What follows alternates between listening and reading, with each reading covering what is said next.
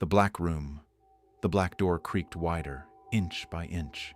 Every sound it made seemed to echo longer than it should, stretching out like a breath held too long.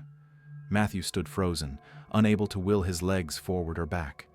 Inside, the room was pitch. No light, no furniture, nothing except a single chair, wooden, with long legs and deep scratches worn into its surface like claw marks. It sat in the center of the room, bathed in the faintest shaft of gray light dripping down from somewhere above. There were no windows. The breathing continued, slow, deliberate. It wasn't coming from the chair.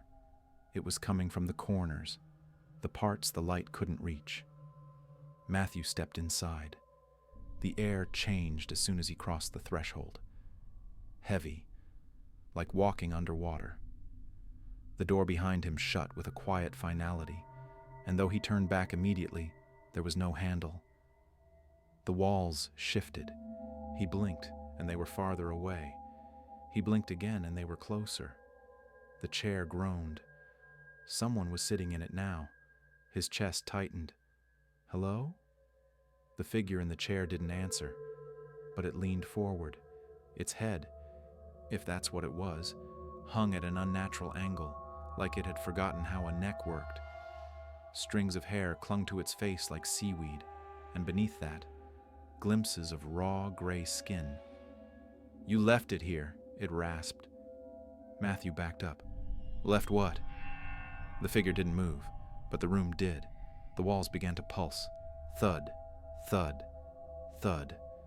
With every beat, the light dimmed. You came back, it whispered. Matthew's voice cracked. I don't remember this place. I don't know you.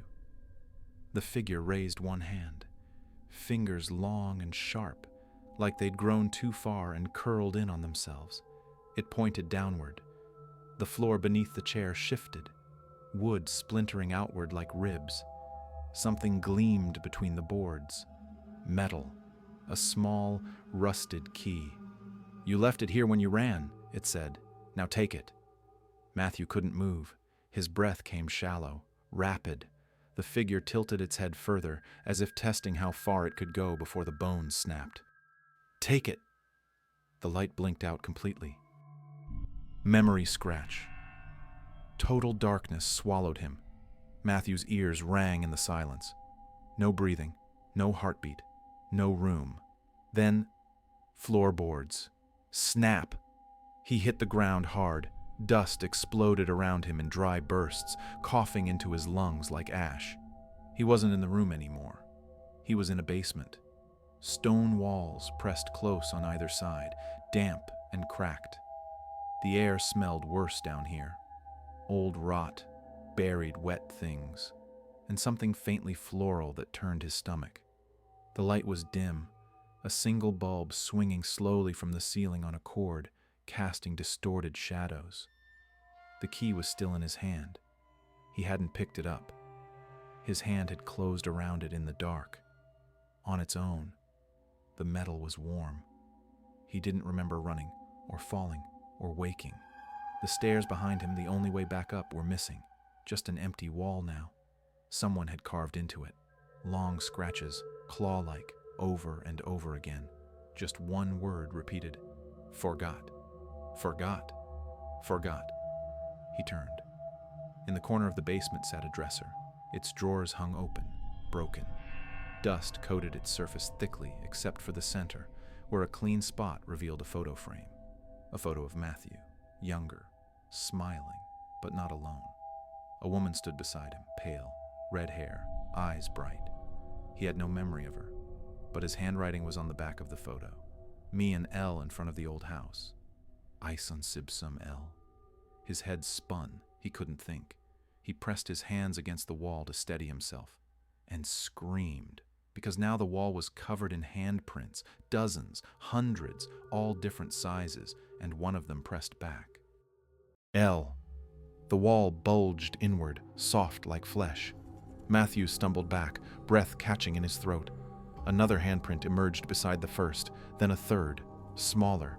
The stone cracked, and from between the handprints, a whisper escaped. dry, breathless, pleading. "Matthew, don't leave again!" He turned to run, but there was nowhere to go. The key. He still held it in a white-knuckled grip. He didn't know what had opened, but something inside him, a whisper not unlike the one from the wall, told him it mattered. He turned toward the dresser. The bottom drawer was intact, but sealed with a keyhole. As he knelt to unlock it, the shadows behind him shifted. He could feel them pressing in, weightless and cold, watching. The key slid in smoothly. A click. The drawer creaked open to reveal something wrapped in old yellowed cloth. His hands trembled as he unfolded it. It was a doll. Its face had been carved from wood, painted pale with 2 black dots for eyes, red yarn for hair, the name L stitched across the chest. The stitching was loose, torn in places. He stared at it for a long time. Then the memory surfaced. A birthday. 7th? 8th? Rain on the window. A gift from someone he'd never seen again.